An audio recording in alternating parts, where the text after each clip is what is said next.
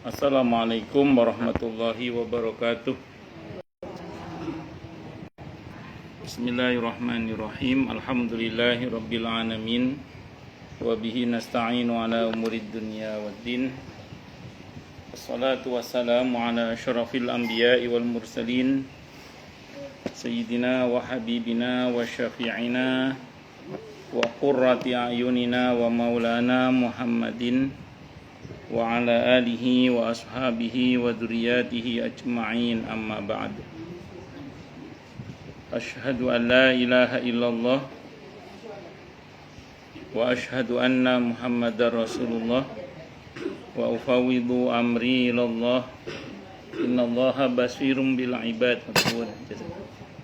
Hasbiyallahu la ilaha illa huwa alaihi tawakkaltu wa huwa rabbul arsyil azim. Wallahu ta'ala fi kitabihil karim hikayatan an nabiyillahi Musa alaihi salam. Rabbi syrah li sadri wa yassir li amri wahlul 'uqdatam min lisani yafqahu qawli.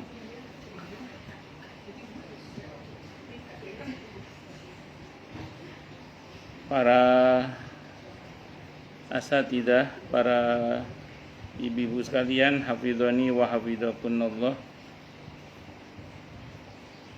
Wabil khusus segenap pengurus Majelis Ta'lim Al-Ikhlas dan Sahibatul Bait Ibu Ririn, yang semoga beliau beserta keluarga besarnya, pengurus Majelis Ta'lim Al-Ikhlas dan jamaahnya, semoga semuanya saja selalu dalam naungan rahmat, barokah, perlindungan serta bimbingan Allah Subhanahu wa taala. Amin, Allahumma amin, insyaallah. Dan tentu saya doakan semoga kemuliaan ibu-ibu sekalian selalu dijaga dan ditingkatkan terus oleh Allah Subhanahu wa taala sebagai seorang muslimah, sebagai seorang istri, sebagai seorang ibu, dunia hingga syurga. Amin, Allahumma amin, insyaallah.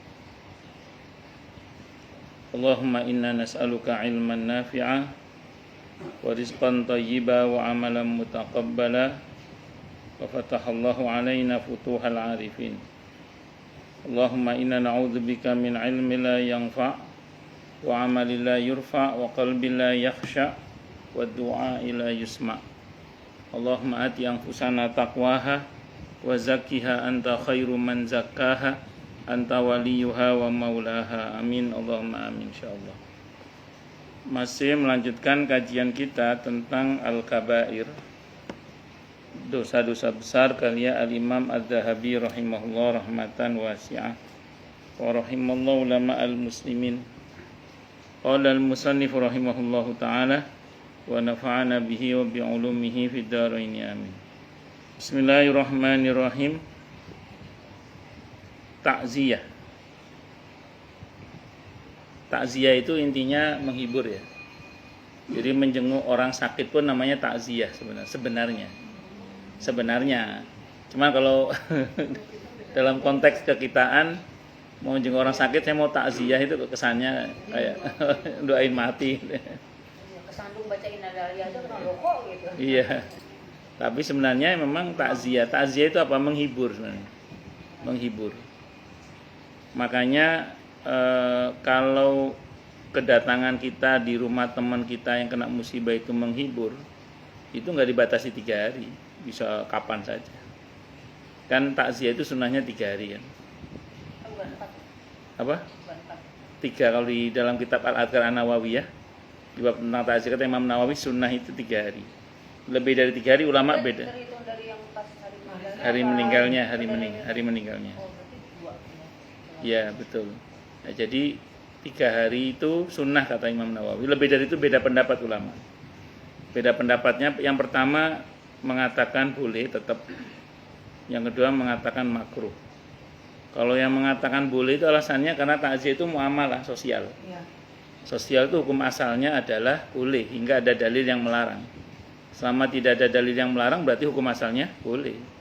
Nah, kalau lihat dari spirit takziah itu kan meringankan beban orang. Jadi kalau kedatangan ibu kepada dia justru membahagiakan dia lebih dari 3 hari tidak ada masalah.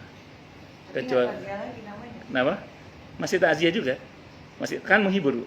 Jadi walaupun lebih dari 3 hari, iya. Nah, masih takziah juga namanya, cuman ulama beda pendapat itu aja. Kalau yang kedua mengatakan makruh. Yang makruh itu alasannya gini, kalau yang makruh alasannya. Udah mulai lupa gara-gara didatengin akhirnya keingetan terus. Nah, itu alasan. Ibu Dewi yang pernah merasakan kehilangan itu seperti itu. Kalau istri kehilangan suami sih jatah sedihnya sih 4 bulan 10 hari sih. 4 bulan 10 hari. Masa iddahnya. Dan masa sedihnya itu boleh diizinkan sedih selama segitu. Tidak ada. Iya, 3 hari itu aja. Iya, 3 hari aja. 3. Cuman sekarang dihukum positif itu, tidak bisa langsung laki-laki nikah langsung nggak bisa. Harus ada kayak ada cedah gitu. Tapi berapa waktunya saya lupa. Peraturan terbaru. Itu Pemerintah negara terbaru. Tapi tidak tahu berapa lama saya lupa. Jadi bukan Islam berdasarkan Pemerintah. Kalau dulu kan langsung bisa. Jadi nggak ada jarak. Sekarang ada jarak waktu. Kalau belum meninggal juga bisa kawin. Iya, kan aturan negara, bukan aturan. Tapi kalau kita kawin bukan aturan negara nggak apa-apa. Secara hukum tidak apa-apa.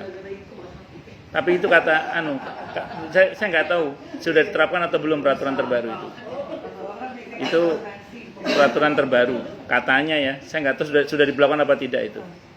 Kalau saya nggak salah sih sudah diberlakukan itu. Jadi kalau suami kehilangan istrinya, maksudnya meninggal, itu nggak bisa langsung ketok palu surat cerai turun, nggak bisa langsung. Adik suruh sebagaimana perempuan ada masa iddah. Iya, itu. Enggak. Iya. Enggak dia mau sakit. Alasannya gitu kan Pak. Ya pokoknya gitulah. Ya, jadi ada tapi itu aturan negara ya. Kalau aturan agama sih tidak ada masalah itu. Bon, takziah aja sama ke takziah. Konsepnya apa tadi? Menghibur. Jadi ya, jadi kalau aturan kalau kedatangan kita justru menghibur, maka boleh, tidak ada sakapan aja, tidak ada masalah. Tapi kalau kedatangan kita justru akan membuat dia semakin meratap, sebaiknya ya jangan datang terus, itu seperti itu. Apalagi kita datang untuk meringankan beban dia kan. Ya kita bawa apa untuk meringankan beban dia, itu justru malah dianjurkan, itu seperti itu. Kalau di mana aja sama kali ya. Kalau yang 40 hari itu gimana? Secara prinsip gini Bu, saya mau terangkan dulu ya.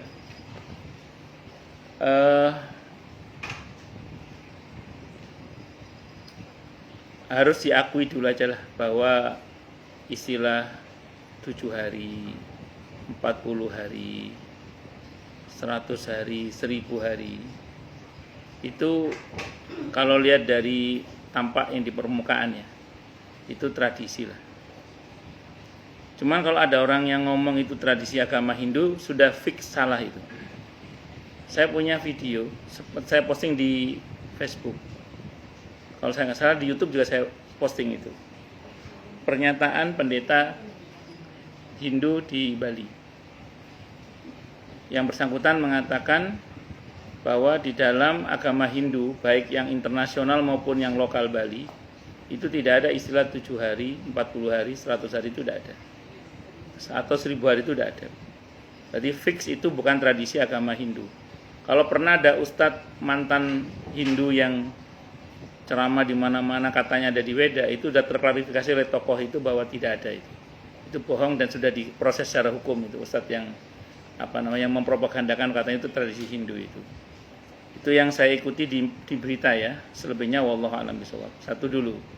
Yang kedua, kalau Ibu pernah melihat film Kesultanan Turki Utsmani, ternyata di Turki itu ada tradisi 7 hari, 40 hari, iya 100 hari itu ada.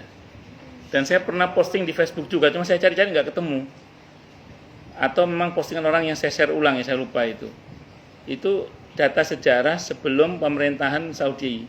Kan sekarang kan bin Saud yang berkuasa. Sebelum bin Saud itu Di Saudi itu ada tradisi 7, 40, dan padahal di negara-negara itu kan tidak ada jejak Hindu di situ itu. Nah, makanya kita sebut itu tradisi dulu ya, tradisi itu. Nanti saya sebutkan kenapa ada tradisi itu.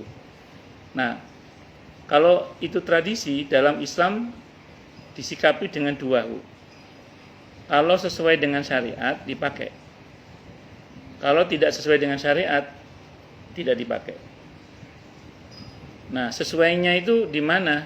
Sesuainya itu kalau muslimin berkumpul, berdoa, mendoakan orang yang mati, itu tidak ada masalah sampai situ. Yang nggak sesuainya di mana? Kalau itu membebani dan dipaksakan. Saya ulang, yang nggak sesuai dengan syariat di mana? Kalau itu membebani dan dipaksakan. Contoh ini contoh aja ini. Ini real ya, ini yang ngomong ke saya langsung ya, real yang ngomong. Jadi saya bukan katanya, memang betul-betul ngomong ke saya. Ada jamaah saya itu ngomongin ke saya, Ustadz, ini mau 40 harian ibu saya nggak punya duit. Orang-orang maksa saya untuk ngadain ini, ya gitulah. Saya ngomong ke bapak itu, Pak, yang disyariatkan itu 40 hariannya apa mendoakannya, Pak? Ya doakan aja, nggak harus, saya bilang gitu. Ada lagi, ini pertanyaan real ke saya. Ini mau 100 hari suami saya. Dari pihak keluarga suami saya harus mengadakan 100 harian. Dan paling tidak undang 100 orang. Sementara dia nggak punya uang, mau ngutang ke saya, ceritanya saat itu. Saya bilang, mending saya ngasih uang buat anak sampean di pesantren daripada buat acara ini, saya bilang gitu. Saya yakin kalau suami Anda tahu dan Anda dipaksa ini, dia nangis, saya bilang gitu. Ya, jadi saya itu nggak setuju dengan memaksanya itu. Saya sampai detik ini termasuk yang konsisten, insya Allah yang menentang dalam pengertian untuk yang model yang maksa gitu. Kalau maksa loh ya, saya kalau maksain dan dipaksa Bu oleh keluarga suami, oleh masyarakat itu. Ya, tapi dipaksa gitu. Tapi saya ulang, kalau tidak dipaksa atas kemauannya sendiri, ya itu silakan, tidak ada masalah selama memang yang dikerjakan itu benar. Dalam arti tidak ada harta anak yatim yang dipakai ya. Nah, itu tidak ada masalah. Ada dalilnya? Ada. Mana dalilnya? Hadis riwayat Abi Dawud, hadis nomor 2894 itu. Jadi pernah Nabi itu takziah sampai mengantarkan jenazah ke pemakaman. Seusai dimakamkan, Nabi pas pulang bersama rombongan dicegat oleh pembantu rumah tangga yang kena musibah itu. Kata pembantunya, ya Rasulullah, dipersilakan kembali ke rumah orang kena musibah tadi. Ternyata di sana dihidangkan makanan. Sahabat tidak berani makan.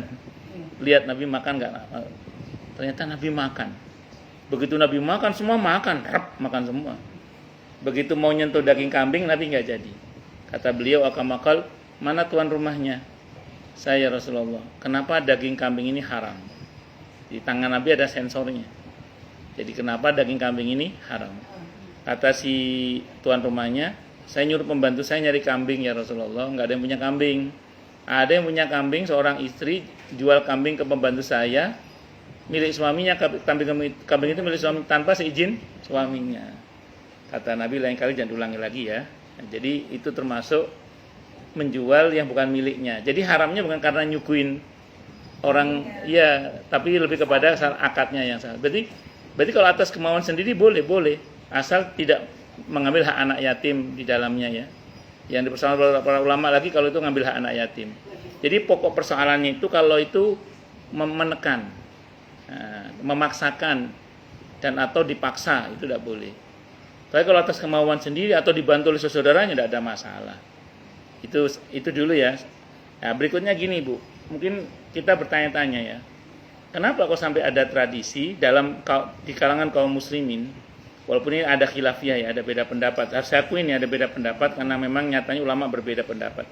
Kenapa kok muncul 7? Kalau 3 tadi sunnah memang ya, 3 itu. Yang kenapa kok ada muncul 7, 40, 100, 1000 dan seterusnya itu. Haul juga. Yang pertama, kalau berkaitan dengan yang 7 hari itu gini. Ada seorang ulama, 7 dan 40 hari ya, 7 dan 40 hari. Ada seorang ulama namanya Imam Taus. Imam Taus rahimahullah ini dikutip pernyataannya oleh beberapa para ulama, di antaranya dalam kitab Hulyatul Auliya. Yang cerita pernyataan Imam Taus, Imam Sufyan Ats-Tsauri rahimahullah. Beliau Imam Taus itu menceritakan akidah para sahabat. Saya ulang, Imam Taus menceritakan akidah para sahabat. Walaupun hadis ini ada bahan menjadi apa ya?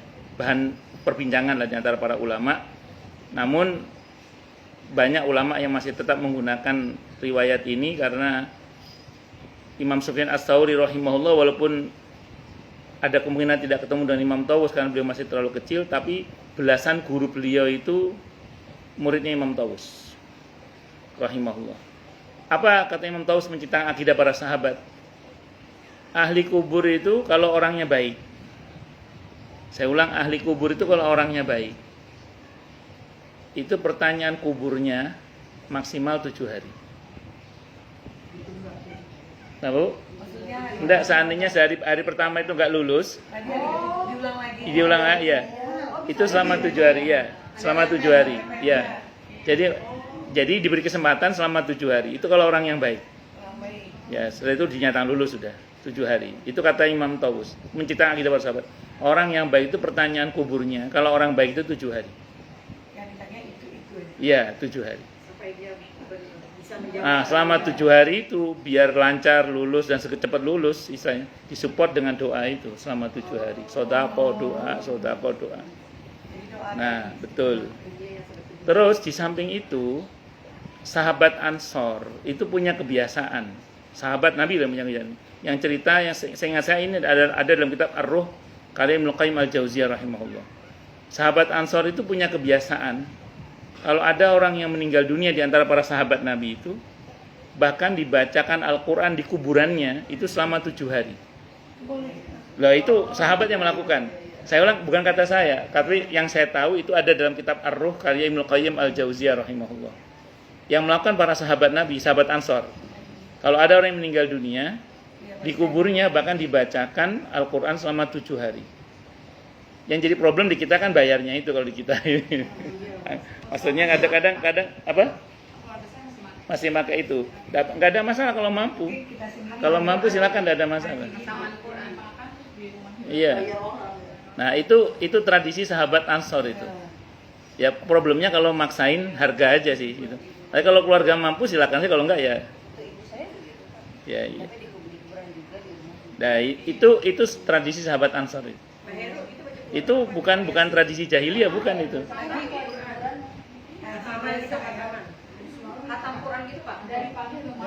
Ya po, ya itu tanya yang mengamalkan. Kampung saya tidak ada soal kampung saya. Di kampung saya nggak ada soal. Saya tidak tahu. Saya nggak ada soalnya saya. Ya, pokoknya dibacakan Al-Quran selama 7 hari. Bayar orang. Saya ulang, itu bukan kata saya loh. Itu kata Ibnu Qayyim Al-Jauziyah rahimahullah dalam kitab Ar-Ruh. Itu amalan para sahabat Ansor. Bukan kata saya, nanti bisa dicek dalam kitab Ar-Ruh. Ya, sahabat Ansor. Itu satu dulu ya. Satu. Yang kesekian lah, saya lupa itu. Itu contoh itu. Nah, jadi 7 hari itu diantara kenapa muncul tradisi 7 hari itu. Kalau 40 hari kata Imam Taus ini, kalau orang yang ditanya itu orang yang jahat, orang yang jelek lah, itu pertanyaan kuburnya sampai 40 hari. Kasih perpanjangan waktu. Siapa tahu bisa lulus. Kalau 40 hari tidak bisa jawab, dinyatakan tidak lulus sudah. Dan diadab sudah, naudzubillah min syarri dzalik. Nah, makanya disupport selama 40 hari itu. Kalau kafir, kalau saya ditanya, Bu langsung pentung aja, Bu. Iya. Itu seperti itu. Wes, jadi itulah dasarnya kenapa kok muncul istilah 7 hari atau 40 hari. Itu cerita Imam Taus menceritakan akidah para sahabat. Satu dulu ya. Nah, terus kemudian kalau 100 hari. Kalau 100 hari itu saya tidak tahu. Cuman gini, Ustaz Abdul Somad itu katanya pernah ceramah. Beliau nyebut ada seorang tabi'in yang melakukan hal itu. Oke lah, tabi'in. Berarti masih salafus soleh. Ya silakan kalau Anda sepakat, enggak juga enggak apa-apa. Yang 100 hari itu. Yang 1000 hari juga saya belum tahu juga. Yang 1000 hari saya enggak tahu juga. Kalau haul, nah ini kalau haul. Kalau haul itu kan setahun. Kalau haul itu masih ada dasarnya itu. Kalau haul itu dasarnya gini. Ada satu riwayat saya pernah baca, seingat saya yang pernah saya baca dan juga pernah saya dengar saya pas ngaji itu, bahwa Nabi kita Muhammad SAW itu punya kebiasaan ziarah kubur itu setahun sekali itu di awal bulan Sya'ban. Dan itu dalam hadis itu menggunakan kata haul. Setahun sekali beliau rutin setiap tahun itu beliau di awal bulan Sya'ban itu perputaran satu haulnya itu ziarah ke makam para sahabatnya. Setiap saat beliau ziarah, tapi yang ini dirutinkan setiap tahun haul. Nah, itu dipakai dalil tentang haul. Jadi setahun sekali kita ada acara khusus lah, di samping memang ziarah setiap saatnya itu. Waktu juga Bapak pernah bilang waktu kalau tiap itu satu tahun Siti Khadijah, Iya. bagi makanan. Betul. Itu Nabi itu setiap kali ingat Siti Khadijah radhiyallahu anha, itu beliau selalu menyediakan makanan. Dan kata Siti Aisyah, pernah di hari di mana kemudian Siti Khadijah wafat itu beliau memotong kambing. Itu yang pernah saya baca ya, seingat saya itu. Pernah saya sampaikan gitu ya. Iya. Di hari di mana Siti Khadijah, setiap tahunnya tapi ya, itu beliau motong kambing. Tapi pernah saya lacak kembali riwayatnya nggak ketemu. Yang ketemu itu cuma itu aja sih. Bahwa Nabi itu memang rutin kalau ingat istrinya itu sedekah makanan. Nabi itu sedekah makanan. Termasuk motong, kata yang motong kambing itu saya ceritakan sampai motong kambing segala. Nah, seingat saya yang pernah saya baca Bu Heru itu di hari wafatnya Siti Khadijah radhiyallahu anha. Dan itu setahun sekali yang kambing itu. Sependek yang saya ingat. Tapi wallahu a'lam bishawab, saya cari-cari kok enggak ketemu lagi riwayatnya itu. Seingat yang saya baca begitu. Saya cari-cari lagi enggak ketemu itu. Karena ada orang yang nanya, saya cari kok enggak ketemu kata saya. Tapi yang pasti Nabi setiap kali ingat istrinya, beliau sedekah makanan. Nah, jangan ingat ibu sedekah makanan atas sama beliau. Terserah kapan kita ingat aja. Ingat orang tua yang sudah wafat, sedekah makanan atas sama beliau. Itu Nabi melakukan aukamakal. Nah, kepada siapa? Terutama kepada kerabatnya orang tua sih sebenarnya. Nabi kepada kerabatnya Siti Khadijah sebenarnya begitu. Itu di Riyadhus Shalihin masuk dalam bab berbuat baik kepada orang yang sudah meninggal. Itu berbuat baik kepada orang yang sudah meninggal. Terutama itu. Itu ya, kenapa kok muncul tradisi-tradisi itu. Jadi saya ulang, tradisi itu ditimbang dengan syariat. Kalau sesuai boleh dilaksanakan, kalau bertentangan ya tidak boleh dilaksanakan. Nah, yang saya tahu pertentangannya itu pada kalau ada yang mengharuskan padahal tidak harus. Yang kedua ada yang menekan, padahal tidak boleh menekan atau membebani orang yang kena musibah. Kemudian yang ketiga, kalau itu kemudian sampai memakan harta anak yatim yang masih kecil, itu tidak boleh. Kalau sampai makan harta anak yatim yang masih kecil, itu ya saya kira. Kalau selain dari itu silakan. Wallahu a'lam bishawab. Diriwayatkan dari Abdullah ibn Mas'ud radhiyallahu an dari Nabi kita Muhammad sallallahu alaihi wasallam, beliau bersabda, "Man azza musaban falahu mislu ajrihi." Barang siapa menghibur orang yang tertimpa musibah, ia mendapatkan seperti pahalanya. Jadi ada orang kok kena musibah, terus kemudian orang ini kita hibur, maka kita dapat pahala yang sama dengan orang kena musibah itu. Apa pahala orang kena musibah? Kalau dia sabar, dosanya rontok. Dosanya digugurkan oleh Allah. Nah, kita akan dapat pahala yang sama dengan orang yang kita hibur yang kena musibah tadi itu. Dosanya rontok, kita pun dirontokkan dosanya oleh Allah. Diriwayatkan dari Abu Burdah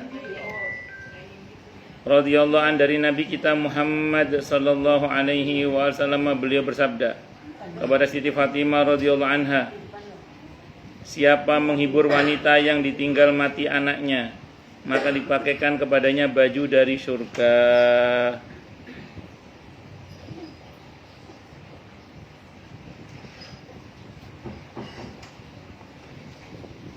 Diriwayatkan dari Abdullah ibn Amr ibn Al-As radhiyallahu anhuma, Rasulullah Muhammad sallallahu alaihi wasallam bertanya kepada Siti Fatimah radhiyallahu anha, apa yang membuatmu keluar dari rumah? Wahai Fatimah. Fatimah menjawab, aku mendatangi keluarga itu, lalu aku memohonkan rahmat untuk mayit mereka dan aku hibur mereka atas kematiannya. Diriwayatkan jadi Siti Fatimah radhiyallahu anha melakukan takziah dalam rangka untuk menghibur orang yang kena musibah. Jadi inti takziah itu menghibur orang yang kena musibah. Jangan malah nemenin nangis. Iya mbak.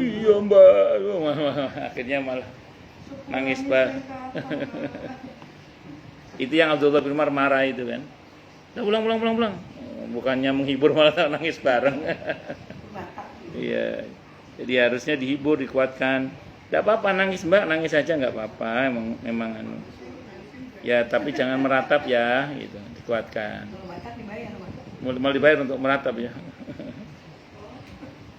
Perlu diketahui takziah adalah perbuatan yang mendorong orang.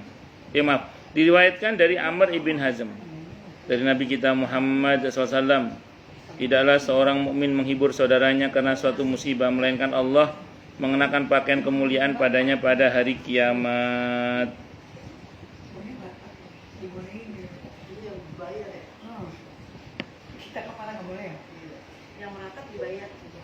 Memang ada tradisi tertentu dari masyarakat tertentu itu memang mereka dibayar untuk meratap, ada untuk menang.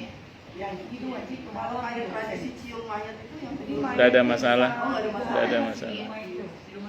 Silakan aja, tapi yang penting jangan meratap itu aja sih. Kalau nggak kuat ntar meratap mending nggak usah.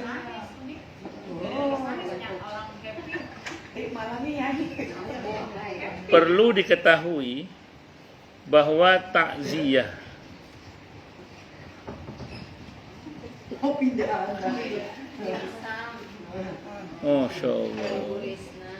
Masya Allah. Barakallah.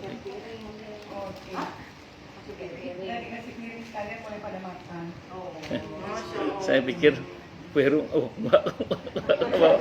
sarapan terus maksimal gitu kan. Lanjut. Perlu diketahui, takziah adalah perbuatan yang mendorong orang untuk bersabar, menyampaikan sesuatu yang bisa menghibur keluarga si mayit dan meringankan musibahnya.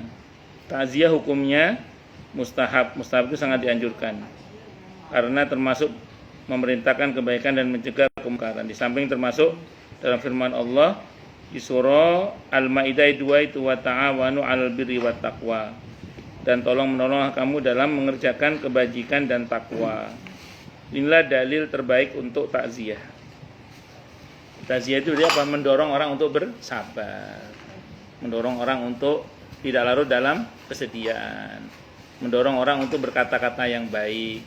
Jangan lupa loh ya, di tempat di mana ada orang meninggal dunia, itu tempat yang mustajabah. Nabi berpesan kepada keluarganya Abu Salamah agar berkata yang baik-baik saat Abu Salamah meninggal dunia. Kata Nabi, karena perkataan kalian diaminkan oleh para malaikat. Karena perkataan kalian diaminkan oleh para malaikat, kata Nabi. Saya mungkin pernah cerita di sini ya. Saya pernah takziah, ada ibunya jamaah saya di Duren Sawit. Itu meninggal dunia. Saya takziah ke sana. Nah, pas takziah itu beliau memperkenalkan saya dengan putrinya. Pak Ustadz, ini putri saya. Masya Allah, matur sangat jazakallahu khairan. Putri saya usianya 29 tahun, belum ada yang lamar ini Ustadz. Doakan ya, doakan. Ya udah, apa? Ya pernah ya. Akhirnya udah kita doakan kan. Ya udah Bu, semua cepat dapat jodohnya. Kita doakan lah. Terus selang berapa waktu kan ngaji sama saya. Ustadz ingat nggak? Iya, kenapa? Sudah dilamar anak saya Ustadz, katanya. Jadi mustajab. Makanya kalau ada orang meninggal dunia, itu kalau kita takziah, ngomong yang baik-baik, terus berdoa yang baik-baik. Jangan ngomong yang jelek-jelek. Allah. Makanya harus hati-hati. Tapi jangan terus mentang-mentang udah tahu ilmunya ini, terus nanti pulang kok nggak ada yang mati ya. Terus kita datang gitu ya.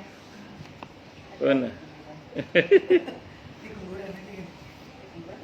Majelis taklim juga mustajab. apalagi di masjid. Takziah yang merupakan perintah untuk bersabar hukumnya mustahab sebelum jenazah dimakamkan, bukan setelahnya. Yang dianjurkan ketika jenazah masih ada ya. Kalau setelah jenazah sudah tidak ada, masih disunahkan juga sebenarnya sampai 3 hari kalau kata Imam Nawawi. Lebih dari 3 hari ulama beda pendapat tadi dengan pembahasan yang sudah saya bahas tadi ya. Para pengikut Asy-Syafi'i rahimahullah berpendapat takziah yang dianjurkan terhitung sejak si mayit meninggal dunia dan sampai 3 hari selepas pemakaman. Jadi disunahkannya sampai berapa? 3 hari. Itu ulama insya Allah tidak ada khilaf yang 3 hari itu. Yang lebih dari 3 hari itu ada beda pendapat nanti. Sahabat-sahabat kami berpendapat makruh hukumnya menyampaikan ucapan takziah setelah 3 hari kematian. Saya katakan tadi ada yang mengatakan makruh karena takziah dimaksudkan untuk menenangkan hati orang yang tertimpa musibah. Dan umumnya hati merasa tenang setelah 3 hari kematian mayit, sehingga kesedihan tidak kembali terulang. Demikian pendapat menurut sahabat-sahabat kami. Ini satu pendapat yang mengatakan makruh tadi. Harusnya orang udah mulai lupa gara-gara diucapi takziah atau ditakziahi jadi keingatan lagi. Abu Abbas di antara sahabat kami mengatakan bahwa tidak apa-apa menyampaikan takziah setelah 3 hari, nggak ada masalah. Bahkan hal itu tetap berlaku meski lama, asal sesuai dengan spiritnya, yaitu menghibur, menguatkan, tidak ada masalah walaupun lebih dari 3 hari.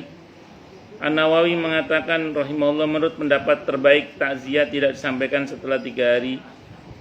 Kalau mau lebih berhati-hati sih memang idealnya sebelum 3 hari itu, yaitu ketika pihak yang diberi ucapan takziah atau yang terkena musibah tidak ada saat pemakaman dan baru datang setelah 3 hari berikutnya. Takziah setelah pemakaman lebih baik dari sebelumnya karena keluarga yang berduka sedang sibuk mengurus jenazah. Di samping itu, jika disampaikan setelah pemakaman, pihak keluarga lebih merasa kesepian setelah berpisah dengan si mayit. Ini jika pihak keluarga tidak terlihat keluh kesah. Sementara jika ada yang berkeluh kesah, ucapan takziah didahulukan untuk menenangkan mereka. Allah alam. Kalau sebenarnya kalau kata Imam Nawawi ya, takziah di saat selesai pemakaman itu justru lebih dibutuhkan biasanya. Kenapa? Karena biasanya kalau saat ada yang meninggal, keluarga itu sibuk biasanya. Sibuk. Nah, ya terus kalau udah dimakamkan tinggal rasa kesepiannya.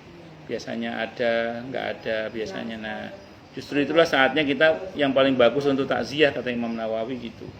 Kecuali saat kehilangan itu dia butuh penguatan. Nah, itu juga bagus kita takziah saat meninggal. Jadi justru takziah itu sangat dibutuhkan setelah pemakaman. Nah, terus berarti kita 2 kali ya. Makanya kan ada istilah 3 hari itu. Setelah kita takziah di hari hanya, besoknya datang lagi untuk menghibur karena biasanya orang yang ditinggal mati keluarganya itu kesepian. Apalagi kalau dia suami istri yang hanya berdua di keluarga itu udah. Pak, memang ada ini apa? Kalau ada kan memang bilang 3 hari ya takziah itu. Kalau di Padang ya Pak, kalau orang takziah itu kalau masih dalam 3 hari itu mereka tidak mau sama sekali makan di rumah yang ini yang kemalangan. Tidak mau. Yeah. Paling kita maksa untuk kita taruh, tidak mau sama sekali. Dan satu yang lainnya saya lihat kayak mohon maaf ya kayak Betawi gitu ya, orang-orang sini malah itu nasi besek ya. Iya, baik. Aku ngalamin sendiri pas supir saya meninggal waktu itu Pak di sini. Dia orang nggak mampu lah. Dia bingung, bilang acaranya apa aja Pak? Bilang itu kan Bu ini biasanya dari masjid nanti ke rumah dia. Jadi semua itu kan banyak ya biar kayak gitu. Jadi besek kata walah si bilang itu kan iya padahal wajib gitu loh. Ya udah akhirnya waktu itu saya bantu gitu Pak besek yang semua mau wajib Pak. Iya diminta sama orang itu ya harganya Pak itu yang pemaksaan. Saya bilang kamu wajib Pak. Ya gimana ya kata istrinya ya saya bilang gini Bu gak enak jadi mereka habis sholat maghrib Isya ya Pak pindah ke rumah dia. Ya udah lah Pak kasih besek besoknya isinya lauk nasi. Oh nasi lama kita kasih Itu yang saya bilang tadi, kalau itu memaksakan atau dipaksakan atau membebani, itu yang saya bilang tidak boleh.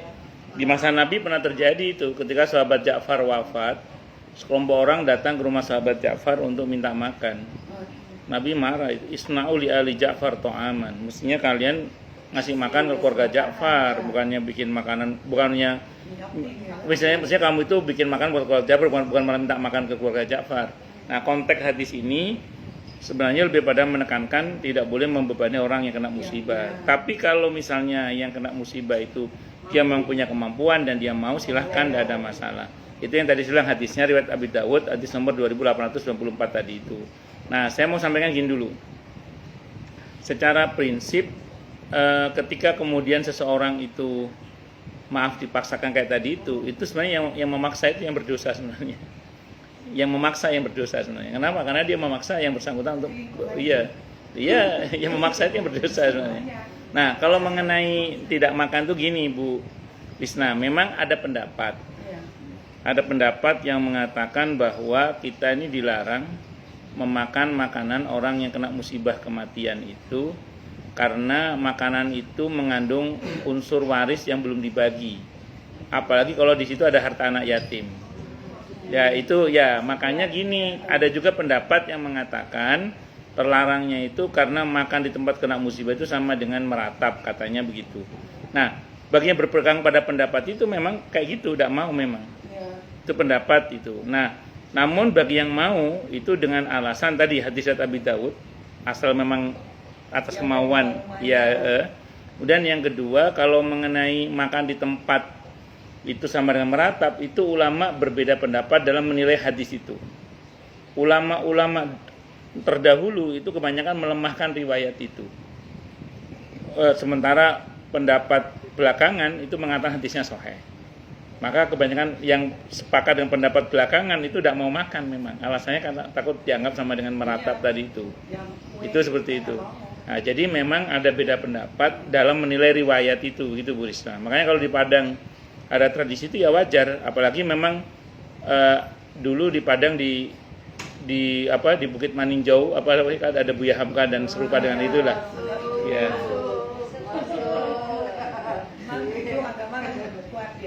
Iya. Ya. Jadi memang ada pendapat itu ada lah gitu. Itu saya bilang tadi 40 hari itulah kita baru bisa mengundang orang makan Pak. Oh. Iya. Hari itu sekalian kita tuh ini kuburan. Kan kuburan merapikan kita, ya. Ya, yang tadinya cuma hanya ala kadarnya dirapikan. Saya pada menagak kuburan ya. Iya.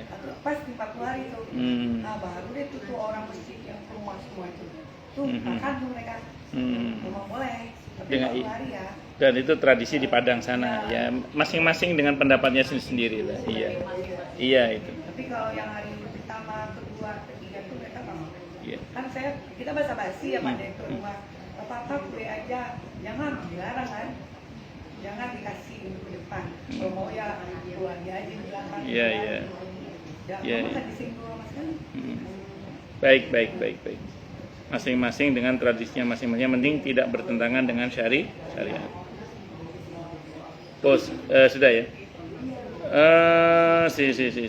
Makro berkumpul untuk menerima ucapan takziah, maksudnya keluarga si mayit berkumpul di satu rumah agar siapa saja yang hendak memberikan ucapan takziah bisa datang ke sana. Ini konteksnya sebenarnya larangan itu lebih pada kalau untuk membuat orang semakin sedih dan meratap. Saya ulang, kalau kedatangan kita justru menghibur malah tidak apa-apa. Lafaz takziah sudah masyhur adanya. Dan kata-kata takziah terbaik adalah seperti yang disebutkan dalam kitab Sahihain Bukhari Muslim dari Usama ibn Zaid radhiyallahu anhuma. Dia berkata, seseorang putri Rasulullah Muhammad sallallahu alaihi wasallam mengirim utusan kepada Rasulullah Muhammad SAW untuk memanggil beliau dan memberitahukan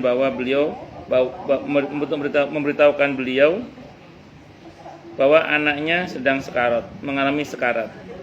Rasulullah Muhammad sallallahu alaihi wasallam bersabda, "Irji' ilaiha fa akhbirha anna lillahi ma akhadha wa lahu ma a'ta. Wa kullu syai'in 'indahu bi ajal bi ajalin musamma famurha faltasbir wal tahtasib. Kembalilah kepadanya dan beritahukan kepadanya bahwa milik Allah apa yang dia ambil, miliknya apa yang dia berikan, dan segala sesuatu di sisinya berdasarkan waktu yang telah ditentukan. Dan perintahkan ia untuk bersabar dan mengharapkan pahala, dan seterusnya hingga akhir hadis.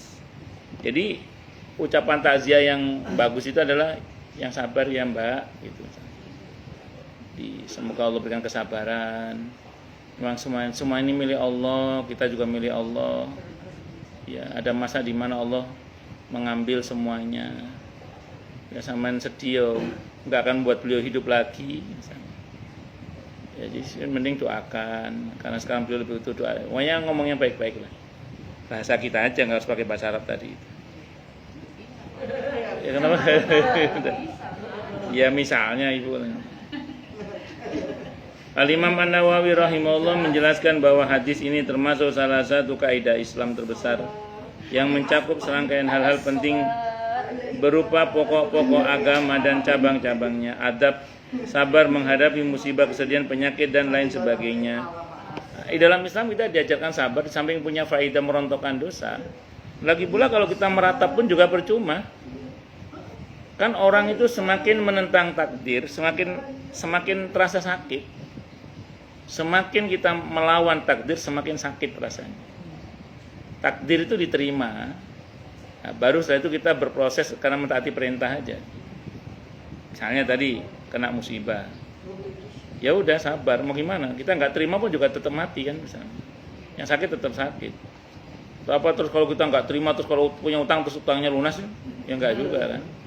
Punya utang tetap punya, yang penting kita diterima takdirnya.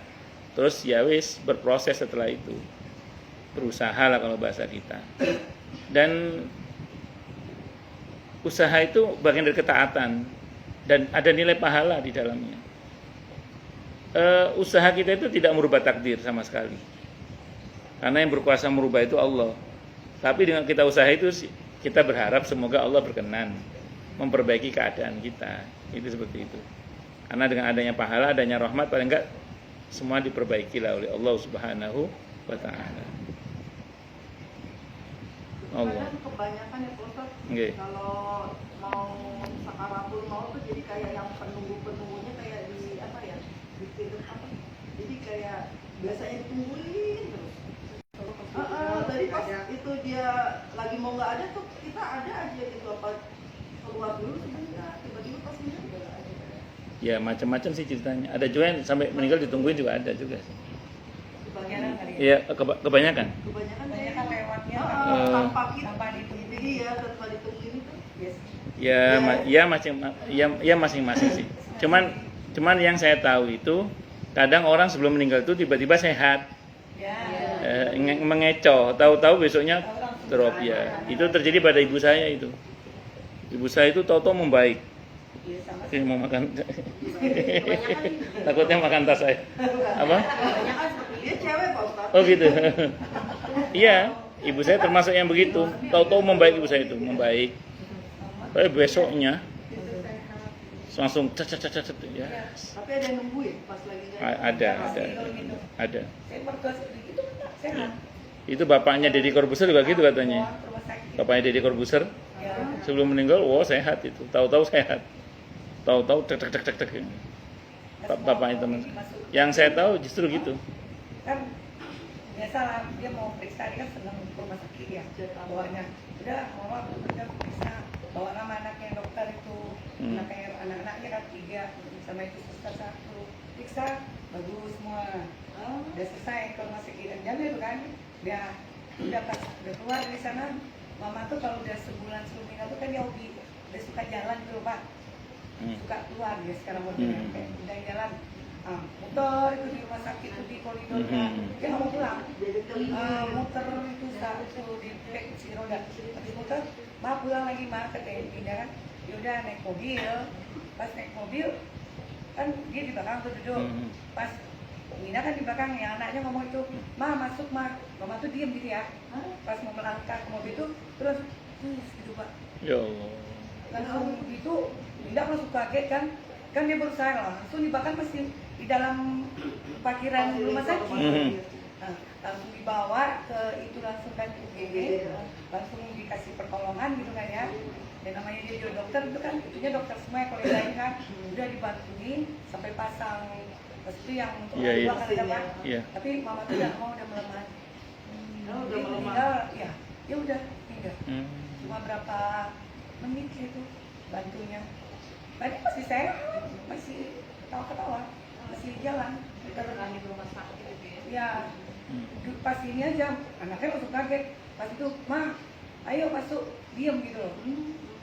Diem tuh kalau masuk, biasanya kalau masuk kan kakinya itu. Ininya dulu yang ditarik ke kaki. Kok mama belum langkah? Ayo masuk, Ma. Mama diem. Tuh pas diem itu, langsung gini Pak. Lemes. Iya.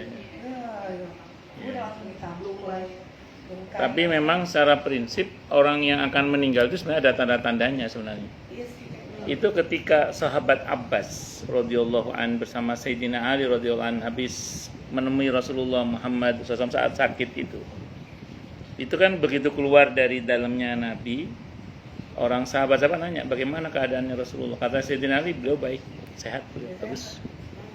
Terus sahabat Abbas nyolek Sayyidina Ali. Bagaimana kamu ngomong Rasulullah baik? Emang kenapa, kata Sayyidina Ali? Kata beliau, saya ini hafal betul bagaimana orang Quraisy kalau akan mati. Kata sahabat Abbas, saya paham betul bagaimana orang Quraisy kalau akan mati. Nah, di situ beliau ceritakan, Ibnu Qudamah menjelaskan. Jadi orang kalau mau meninggal itu seperti pohon yang mau mati itu, layu. Kata Nabi itu kalau telinganya mulai mengincup, ya.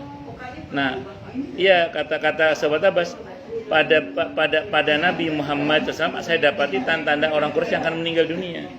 Kata sahabat Abbas gitu. Walaupun Nabi kelihatannya sehat, tapi tanda-tanda kematian itu saya lihat pada fisik Nabi kita Muhammad SAW. Itu kata sahabat Abbas. Di antaranya mengincup itu. Seperti pohon yang layu aja. Itu seperti itu. Dan ternyata betul, dah lama beliau wafat akhirnya kan. Nah, jadi kalau teori dasarnya itu gini, orang itu kalau mau meninggal, yang pertama Allah ambil itu unsur tanahnya, pucat, jadi pucat. Ya, kemudian yang Allah ambil berikutnya adalah unsur apinya, anyep, iya, anyep itu, ya kalau, iya badannya anyep. Yang ketiga itu unsur air, haus. Setiap orang mati mengalami haus. Iya, ya tidak tahu punya haus. Jadi, ya terakhir unsur udara yang diambil. Unsur udara itu keluar 3 masuk 2, keluar 2 masuk 1. Udah nggak keluar lagi, udah selesai. Kenapa?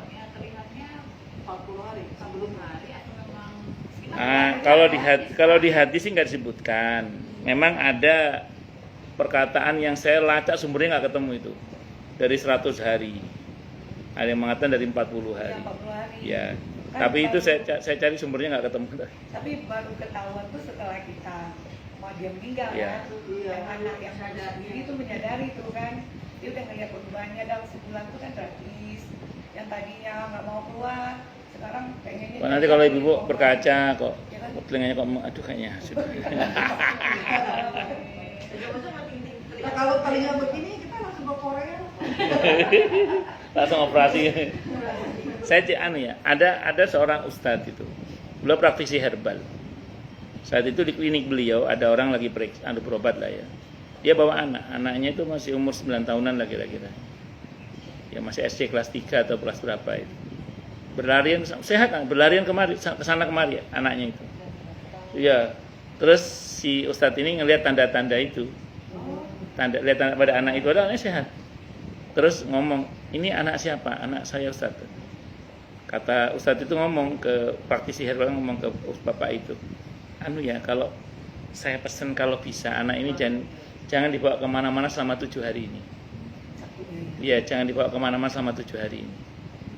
Selang berapa waktu si bapaknya telepon ustadz itu, si praktisi herbal itu. Ustaz, terima kasih Ustaz yang ngingetin saya jangan bawa kemana-mana anak saya itu. Anak saya meninggal Ustaz. Jadi Pak Ustaz. iya, Tapi tadi nanya nggak boleh. Kenapa Pak Ustaz kok nggak boleh kemana-mana? belum nggak berani cerita karena kan berkaitan dengan ajal kan. Iya. Selang beberapa waktu orang itu telepon. Terima kasih Ustaz yang ngingetin saya tidak bawa anak saya pergi selama 7 hari ini. Ternyata anak saya meninggal Ustaz. Sakit Pak. Iya. Ya, saya nggak tahu sakit apa tidak, tapi pada saat di klinik itu dia masih sehat, tapi tanda kematian sudah ada. Iya. Oke, Ya. tahu Si gitu. Ustadz itu tahu tanda kematian. Nanti Ibu sesekali searching tanda kematian menurut Ibnu Qudamah. Menurut apa? Ibnu Qudamah. Udah. Yang menjelaskan itu Ibnu Qudamah tentang tanda. Bisa nggak ngerti? Saya nggak mau tahu sih. Ya silakan sama Allah aja. Cuman dulu saya waktu masih saya waktu aliyah sampai dengan tahun 2005. Waktu SMA aliyah lah sampai tahun 2005 seingat saya. Saya itu pernah punya feeling gini. Kalau lewat di satu tempat atau ketemu dengan seseorang, kalau orang itu akan meninggal itu ada rasa khusus itu. Tapi itu udah lama saya nggak punya dan alhamdulillah meninggal saya punya. Karena nggak diasah lagi gitu. Enggak tertarik juga sih. Oh, Iya, jadi contoh gini. Ini contoh aja, ini contoh. Jadi contoh, satu saat ya ini kan saya cuma cerita aja ini. Satu saat itu saya itu punya Pak D. Sakit beliau kan. Saya ada hajat hari itu mau keluar gitu. Nah, insting itu ada. Di Pak D saya itu ada insting saya itu. Saya doa sama Allah, ya Allah, kalau memang beliau wafat, tolong jangan sekarang, nanti aja. Saya mau ada acara. Saya masih ingat doa saya gitu. Itu saya waktu SMA itu. Ini nggak meninggal. Tunggu dulu. Akhirnya saya pagi itu saya keluar kan acara kan. Begitu pulang sorenya beliau wafat. Iya. Setelah saya pulang. Jadi saya nungguin itu. Itu satu. Yang kedua, pernah saya lewat di satu rumah. Saya pas lewat itu, kok ada rasa itu. Saya pas lewat di rumah itu, ada satu rumah lah. Kok ada rasa itu. Saya kan tidak terlalu menggubris hal begitu kan. Tidak lama penghuni rumah itu meninggal, iya. Itu tapi dulu. Iya, bukan satu lagi, ada lagi lah, yang lain lagi. Nah, dulu itu saya agak punya begitu itu dulu tapi sekarang sudah alhamdulillah enggak. Waktu SMA sampai tahun 2005. Tapi ibu-ibu ini asal ibu-ibu ngaji ini baca wal asri 3 kali. Nanti sepulang ngaji ini ibu akan tahu kapan orang itu lahir, kapan orang itu mati. Bener. Ibu ngaji sekarang ini baca wal asri 3 kali. Setelah pulang dari pengajian ini ibu bisa tahu kapan orang lahir, kapan orang mati. Maksudnya Pak? Iya, tapi dengan catatan setelah pulang ngaji ini langsung ziarah kubur. Itu ketahuan lahir tahun berapa, mati tahun. Iyalah, biar batu bisa. Iya. Ibu baca wal asri 3 kali. Gak usah baca juga Pak, Iya. tahu Pak. Kalau Bu Dewi ntar tiap hari sana Pak. Habis pulang kapan nih kalau Bu Dewi kapan dia? Ibu ziarah kubur langsung tahu kapan orang mati, kapan orang lahir, kapan orang mati. Tinggal seberang. Nyebrang doang kalau Dewi. Wallahu a'lam bishawab. Baik, silakan Bu yang mau tanya dulu. Tanya, protes, marah boleh silakan. Masalah atau masalah yang lain boleh silakan. Kan kalau orang yang udah meninggal itu emang dia bisa ngikutin cerita Pak Mas. Kan Iba abis baca gitu kan. Jadi ada anak abis dari rumah orang tuanya orang meninggal terus mau pulang ke online gitu kan. Terus si supirnya nanya abis ada yang meninggal ya gitu kan. Bapak tahu Pak, iya yang meninggal bapaknya ya. Bapak tahu itu kata ibu. Itu bapaknya ikut di sebelah kamu atau karena wanginya juga ikut katanya gitu maksudnya. Terus ada lagi online juga itu dia jadi nganterin penumpang terus dia turun di satu rumah terus dia nggak bayar, turun aja gitu. Nah kan bingung kan si supirnya kan, tapi ada di orang yang di warung di dekat rumah itu dia ngomong itu ya ada yang naik ya terus turun di rumah itu ya iya udah nggak apa-apa nanti kak ibunya keluar kok bayar gitu. Padahal anaknya udah meninggal tapi udah berkali-kali nggak cuma sekali itu doang jadi udah sering kok kayak gitu dan tunggu aja nanti ibunya keluar bayar Ada kemarin nanti diterangin dia sama Pak Ali. Sudah. Kan ada kodam. Iya. Jadi gini, saya mau terangkan dulu. Secara prinsip dulu ya.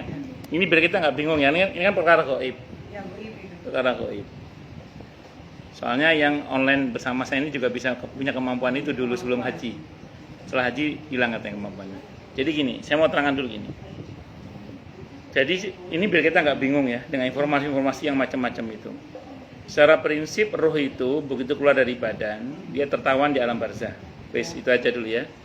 Berarti yang bisa, maaf yang tadi saya bilang membersamai apa. Betul kata Kurisna, Ya. kemungkinan itu korin. Korin itu ya jin yang selama ini membersamai yang bersangkutan. Jadi jangan kegiatan itu ruhnya dia bukan. Jadi secara prinsip itu aja dulu deh. Jadi kalaupun misalnya tadi si sopir tadi melihat ya atau dengan izin Allah bisa melihat ini itu, pastikan saja bahwa itu adalah jin. Ya, korinnya itu maksudnya. Korin itu nggak mesti jin sih, kadang bisa malaikat juga. Karena korin itu dua, ada malaikat ada jin. Gitu. Kalau malaikat kan baik, kalau jin tergantung jinnya. Kalau jinnya dirahmati oleh Allah ya bisa jadi baik. Tapi kalau jin kafir ya jadi ya setan, berarti itu aja sih sebenarnya. Nah termasuk yang ibu bilang tadi yang naik turun tuh ini ya nanti ya bisa jadi itu jin. Dan jin itu kan bisa menampakkan diri ke kita. Dan berlaku 3 dimensi juga bagi mereka. Jadi cuman biasanya nggak pernah lama sih itu bisa. Biasanya nggak pernah lama biasanya. Karena kalau lama takut juga dia. Misalnya di buri ini misalnya ada di pojok itu misalnya ada apa ya enggak tahu. Terus tahu-tahu dia nongol sini. Paling cuma 7 detik. Setelah itu dia pergi karena pasti Bu Reni minta selfie dong Mbak gitu. Dia malah nggak mau dia. Jadi biar ibu nggak bingung, pastikan saja bahwa itu adalah jin. Itu seperti itu. Tapi kalau wangi, Yang bisa jadi kan malaikat.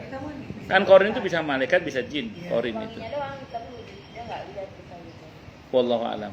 Soalnya aku waktu pas ibu habis meninggal gitu Pak, kalau pas mau ke Bogor gitu kan masih berapa harinya ibu gitu mau ke Bogor nih, itu ada wangi melati itu dari melati gitu kan, wangi melati gitu ada itu lagi. Saya itu sampai detik ini kadang aroma bapak saya, aroma ibu saya kadang kecium oleh saya. Saya tidak mau menduga-duga ya. Saya anggap itu memori saya aja.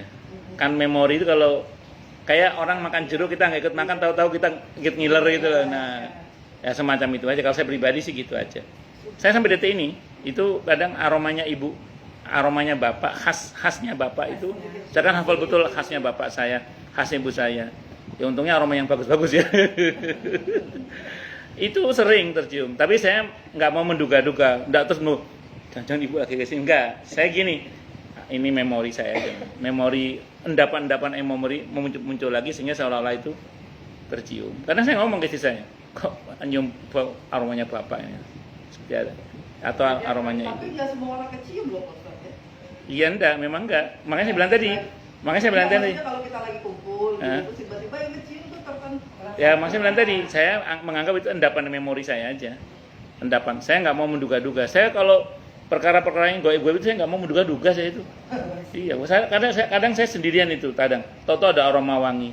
Saya bilang kalau cantik keluar nggak apa-apa, kalau jelek jangan keluar. Saya bilang gitu. Beneran kalau bener. Iya, kalau cantik nggak apa, kalau jelek jangan keluar. Saya bilang. Ya tetap kabur. Tapi saya takut kalau dilawan dia takut. Ya, kalau kata sahabat Ibnu Abbas, kalau setan jin menampakkan diri kepada kamu, kalau kata sahabat Ibnu Abbas maju, dia akan lari. Kalau kamu lari, dia yang maju gitu.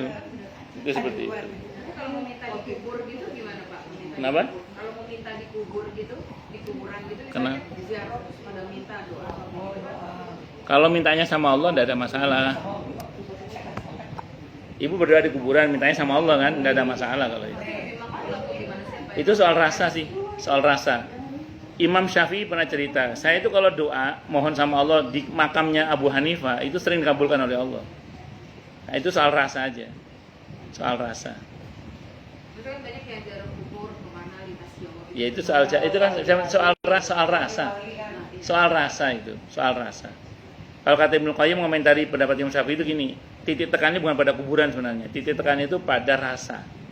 Biasanya orang kalau di kuburan itu lebih merasa wah, ingat mati atau ingat kesolehan orang yang diziarahi terus doa sama rasa, soal rasa itu. Soal rasa. Kalau kata Ibnu Qayyim sih gitu yang saya tahu.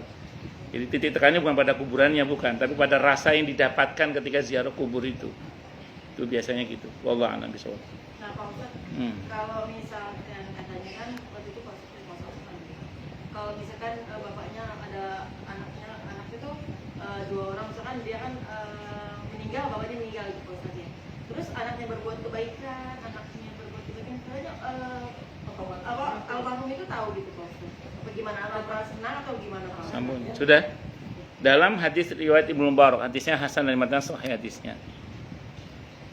Semua yang kita kerjakan itu diberitahukan kepada keluarga kita yang sudah meninggal dunia. Kalau kita berbuat baik, beliau bahagia. Kalau kita berbuat yang tidak baik, beliau sedih. Tapi mereka tidak melihat gitu Pak, rohnya gitu. Soal melihat atau tidak melihat, Nabi cuma bersabda begini. Ketika Nabi di Badar, kan Nabi menyapa sebuah sumur yang di dalamnya itu dikubur Abu Jahal CS. Apakah kalian mendapati apa yang Allah janjikan buat kalian, yaitu siksa maksudnya? Kata Sayyidina Umar, emang mereka dengar ya Rasulullah? Ini jawaban Nabi. Hadisnya Bukhari. Bahkan penglihatan dan pendengaran mereka lebih tajam daripada penglihatan dan pendengaran kalian. Jadi kalau rujuk pada riwayat itu berarti mereka bisa mengakses keluarganya. Jadi kalau keluarganya berbuat baik, mereka senang. Kalau keluarganya berbuat tidak baik, mereka sedih. Itu kalau kita merujuk pada hadis riwayat Ibnu Mubarak ya. Hadisnya Hasan, ada matan sahih hadisnya Ukamakar. Ya, itu. Doanya itu tanpa kita menyebutkan nama orang tua kita gitu tetap nyampe kan Pak? Sampai tidak ada masalah. Kesalah nama aja sampai. Saya doakan Bu Reni misalnya. Ya Allah, semoga Ibu Reni. Ya, saya nyebutnya harusnya kan Bu Reni. Saya salah Rani. Tapi di hati saya Reni maksud saya. Ya tetap samanya ke Reni, nggak ke Rani. Karena Allah kan maha tahu. misalnya. Namanya ketere. Iya. Allah maha tahu maksudnya. Kita salah sebut nama pun tetap sama. Iya. Itu namanya kesalahan diksi yang dimaafkan oleh Allah. Tapi segala pahala yang didapat anaknya orang tua juga dapat. Diotomatiskan. Ibu ngaji begini, orang tua ibu baik yang sudah wafat maupun yang masih hidup dapat bagian pahala yang sama dengan ibu. Iya, karena kita hasil usaha beliau. Tapi kalau kita Kalau kita berbuat yang tidak baik, tidak diotomatiskan orang tua dapat. Kenapa? Kata Imam Nawawi, karena umumnya orang tua itu pingin anaknya baik. Wa innama likulli imri'in manawa, dan setiap orang hanya mendapatkan apa yang dia niatkan. Nah, kecuali kalau keburukan anak itu ada andil orang tua yang ngajari, orang tua yang mencontohkan, orang tua yang apa? Iya itulah, itu seperti itu. Saya kira itu. Kalau gini, secara prinsip, kalau kebaikan yang terjadi pada kita juga ada andil mertua, masuk. Contoh gini, maaf ya, Bu Risna seperti ini kan ada andil suaminya. Suaminya kan ada andil orang tuanya, jadi bisa juga. Itu namanya seperti MLM, seperti MLM. Ya bisa itu. Nah, atau suaminya Bu Risna itu kan juga pasti ada andil Bu Risna di dalamnya. Bu Risna kan ada andil orang tuanya, sama MLM juga. Jadi seperti itu. Pak Ustadz, Ya. ini beda-beda itu. Jadi ada bapak-bapak nikah kan. Nah, nikah ini tapi si cewek ini walinya tuh nggak ada, tapi dia akhirnya video call. Itu kalau kayak itu nanya salah. Sebentar. Walinya nggak ada. Terus video Terus video call sama siapa? Walinya sih pamannya sih, entahlah pokoknya. Enggak ini adik aku sih, jadi mertuanya itu dia nikah lagi. Jadi pas datang, tapi persisnya sih aku nggak tahu, pokoknya dia nggak ada walinya si cewek itu, tapi dia ini video call. Video call sama siapa? Nah itu katanya sih ya Pamannya. atau Terus saudaranya dia lah. pamannya menyerahkan perwaliannya apa enggak? Nah itulah yang nggak paham aku. Jadi adik aku tuh raguin gitu. Berarti akad nikahnya pakai video call. Iya. Ulama beda pendapat. Jadi gini. Kalau andekan gini ya, andekan si pamannya itu kayak pernah terjadi pada saya. Satu saat saya akan menikahkan satu pandemi. Sekarang udah nikah resmi kan. Saat itu yang penting halal dulu deh. Nah, si wanita ini bapaknya nggak jelas, atau meninggal atau apa, saya nggak berani nanya detailnya. Akhirnya kakak laki-lakinya pakai Zoom menghubungi saya. Ustadz, saya minta tolong Ustadz untuk menikahkan adik saya dengan laki-laki ini. Ya, berarti kan ada pasrah wali ke saya kan. Nah, itu sah, tidak ada masalah. Ada omongan. Bapaknya di tempat atau di Zoom juga? Dia enggak, saya di tempat itu. Iya, tempat itu sama. Menikahkannya offline kan? Iya, offline. Tapi karena itu satu pandemi, Zoom gitu. Jadi saya di pasrah wali melalui Zoom itu. Satu dulu, sah itu. Tapi saya pernah kejadian juga. Jadi suaminya ini di Turki. Calonnya masih di Kemang Pratama. Terus ditanya oleh pihak sana, Anda mau akad langsung online atau Anda mau pasrah wali ke saya, ke saya gitu. Kata si lakinya, saya langsung aja akad. Saya sampaikan, kalau Anda pasrah wali ke saya, mewakilkan ke saya untuk menerima akad Anda, misalnya gitu, maka sah pernikahannya tanpa khilaf di antara para ulama. Tapi kalau Anda online begini, ada beda pendapat ulama, saya bilang. Saya tunjukkan ini dalil yang membolehkan, dalil yang melarang. Jadi ada khilaf. Dia atas pertimbangan Ustadz Sanan juga, udah ada apa-apa online aja. Akhirnya online, akadnya secara online. Jadi apa? Ya karena pandemi saat itu kan, suaminya di Turki, di sini. Nah, ya dapat boleh, tapi ulama beda pendapat. Beda pendapat. Ini mah bukan, maksudnya pandemi mah enggak, pasti nikah juga masih baru berapa tahun gitu. Iya. Udah gitu juga saudaranya yang sebenarnya kalau ke Jakarta kan dia di Tegal, kan nggak jauh ya. Nggak jauh, deket banget. Katanya. Jangan Coba jangan. tanya ini. Orang Tegal. Sopo. Itu yang perempuannya. Perempuannya. Orang Tegal, orang Indramayu bukan? Nggak tahu ya. Enggak, Hah? Enggak. Oh, suka itu ya. Enggak, saya nggak nuduh. Cuman beberapa kasus di wilayah yang Ibu maksud tadi itu banyak yang bersuami lebih dari satu.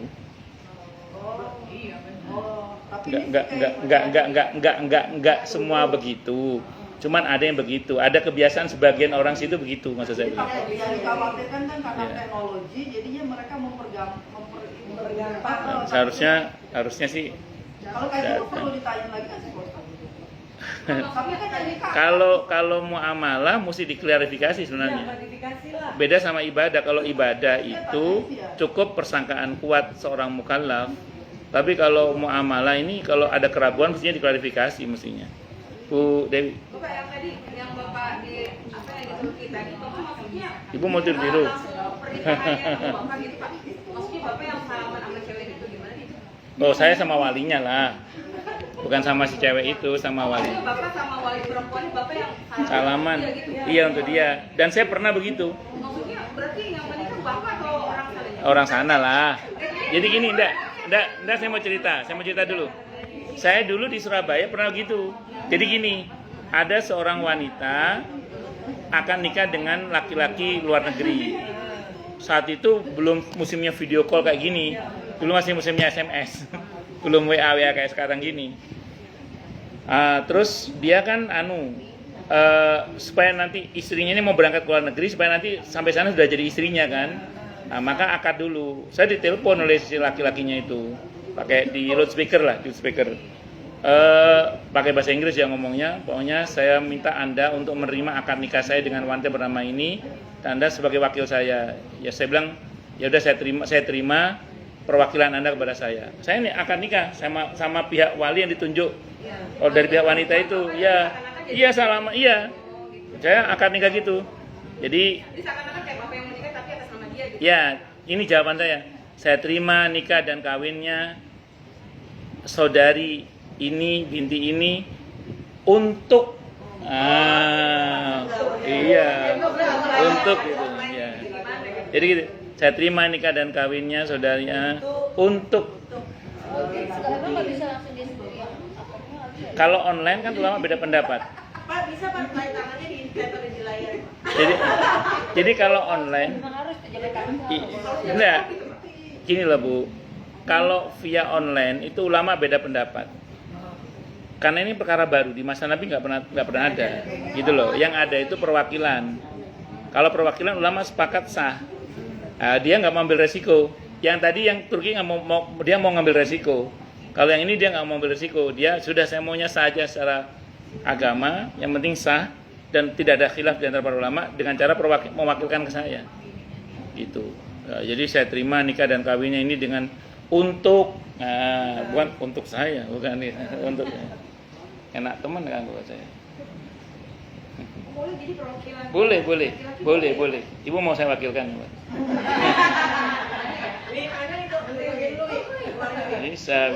Bisa. Atau dikenalin atau di sini? Ya siapa tahu sama orang luar negeri kan ya, saya yang mewakili. Saya terima nikah dan kawinnya Ibu Dewi binti titik-titik untuk Bapak siapa gitu. Untuk Saya tanda-tandanya ada tahun pertanyaan. Siap-siap aja HP. Kenalin sama temennya. Sama orang Turki. Orangnya datang ke Indonesia. Ya bagus. Pertama kali di Indonesia. Ya. Kawinnya di Indonesia. Bagus. Baru Iya. ketemu di bandara itu. Jadi dengan orang lain aja. Masya Allah. 13 tahun. Masya. Terus saya dibawa ke sana. Masya Allah. Udah tinggal di sana udah enak. Masya Allah. Itu Mbak Dewi itu lagi Iya, ada yang kayak penipuan oleh Ada yang belangsak juga. Beda 13 tahun yang di TikTok ada yang ceweknya maksud B aja orang. Oh, yang hitam gitu itu orang tuh sekarang ganteng banget cowoknya. Tapi bener mau ya sekarang bener nikah di Indonesia sama. Oh, enggak. ya kan kalau orang bule memang senangnya Yang aneh-aneh. Iya. Padahal nggak banyak ada baru Iya betul ya. Tapi enggak sih. Itu soal jodoh itu rezeki kok. Iya betul. Ada kakaknya cantik, adiknya biasa, yang nikah dulu malah adiknya itu ada gitu. Karena jodoh itu rezeki. Nanti kalau sudah ada jodohnya, insya Allah Mbak Rini kalau ada rezekinya insya Allah. Iya. Oh rezeki kok itu, rezeki. Jodoh itu rezeki. Kalau Allah berkehendak. Mbak Hari ini ada pas Bakulilda nih. Lalu kita Pak dia Pak Iya. mau tutup ya Pak Ngomong. ada cerita nih kan panjang tapi Panjang. jadi kan ada Oh, kalau panjang saya sambil makan tempe. terus nggak bisa ribet ceritanya ada anak mau nikah nih Pak nah terus jadinya dia tuh background itu jadi dia ragu-ragu jadi kayak takut mau ngomong ke calon mertuanya kalau si calon suami udah tahu latar belakangnya jadi dia itu kan bapaknya itu pelaut terus waktu pas bapaknya sebelum melaut itu si istrinya dia berarti kan lagi hamil dia gitu kan. Bukan hamil dia lagi hamil nah tapi pas itu suaminya berangkat baru berapa bulan ternyata Matur keguguran. Aku jadi satu. Enggak, Bu, nggih. Matur nuwun, keguguran. Terus ternyata keguguran tuh Pak terus nah si mertuanya dia kan tinggal di rumah mertua jadi bapaknya si laki-laki yang melaut itu baru ditinggal istrinya meninggal nah ternyata antara si mertua sama si mantu ini berhubungan tuh Pak lahirlah si anak yang mau nikah ini Serem banget sih. makanya ribet banget nah terus si anaknya kan awalnya nggak tahu terus pokoknya dia si suaminya taunya kalau pas jadi lagi hamil kan istrinya kan dia nggak tahu nggak dikabarin waktu pas keguguran nggak dikabarin jadi taunya itu adalah anak dia gitu kan si yang mau nikah ini gitu. Nah, terus sampai anak kedua nah anak yang kedua itu si kakeknya pun bapaknya itu masih ragu itu anak dia apa anak suami apa anak-anaknya gitu kan pokoknya anak pertama yang mau nikah ini yakin banget dan memang istrinya itu adalah anak dia gitu kan terus yang kedua dia ragu-ragu karena pas itu bapaknya balik juga kan pulang kan berapa bulan sekali gitu kan pulangnya kalau udah habis itu anak yang ketiga dan keempat emang anak dia karena dia selesai tuh lautnya terus sekarang kondisinya dia mau nikah itu si kakeknya pun yang ngewarisin ada ladangnya lah nih untuk si ini si cucu ini nah anak-anaknya kan ada yang nggak setuju orang kenapa kok harus dilebihin nasi ini karena si kakek tahu dia itu anak dia bukan cucu gitu kan sebenarnya nah sekarang siapa yang harus ngawinin dia Pak? kawal. Nggak boleh bapak Nggak boleh. Karena zina itu. Anak itu Statusnya zina. Mertua sama menantu itu mahram. Tidak boleh menikah. Kalau sampai itu terjadi berarti statusnya anak zina. Anak zina selamanya bapaknya nggak bisa menjadi wali kecuali dia menikah dengan ibunya. Nah, padahal ibunya kan tidak mungkin nikah sama mertua karena kan dilarang menikah menantu dengan mertua. Ya, makanya si bapak tidak bisa jadi mahram. Nah, bapak suaminya si wanita ini juga nggak bisa jadi mahram bagi anak ini. Anak ini terbukti kan dicetak setelah keguguran. Berarti clear ini anak si kakek ini. Ya, makanya walinya siapa? Wali hakim KUA. Nah, masalahnya, cara ngasih tahu ke si bapaknya ini bagaimana kalau dia itu adalah anak bapaknya bukan anak dia gitu. Agak repot. Ya harus diberitahu. Iya, terus sedangkan si suaminya ini, si bapaknya ini merasa karena ibunya linglung, Pak. Jadi si ibunya yang calon pengantin ini linglung katanya gitu kan. Jadi mau dikasih tahu pun dia bingung, jadi udah kasihan si bapak ini kayaknya udah meninggal atau gimana gitu, lupa. Terus kasihan dia tadi si bapak itu merasa kasihan nih ibu kamu dulu. Solusi sementara kalau mau nikah secara agama dulu aja, sah yang penting. Setelah itu tapi kan nanti bapaknya ingin ngawinin Pak, karena dia ngerasa itu anak dia kan. Nggak iya nikah secara agama dulu aja, nggak usah ngomong sama bapaknya. Emang kalau nikah secara agama nggak usah pakai bapak, cuma saya Terpaksa pakai madhab Hanafi. Kalau madhab Hanafi itu, tapi anaknya pasti nanya kenapa begini gitu kan nanti anaknya. Ternyata itu pas agak gede suka pada ngeliat Pak katanya. Jadi anak si omnya pun suka ngeliat, jadi omnya tahu kalau dia itu anak bapak dia. Si anak pun juga suka ngeliat kalau kakinya suka tidur sama ibunya gitu. Jadi si anak tuh tahu belum dikasih tahu sama omnya, belum masih kakeknya dia belum tahu. Nah sekarang yang jadi pertanyaan bagaimana cara nyampein ke si bapaknya kalau dia bukan anak bapaknya. Ya ngomong aja.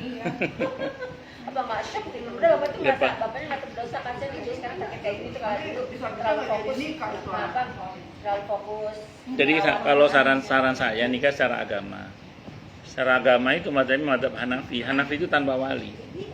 Si perempuannya ngomong. Jadi syaratnya kalau dalam madhab Hanafi gini cara akadnya.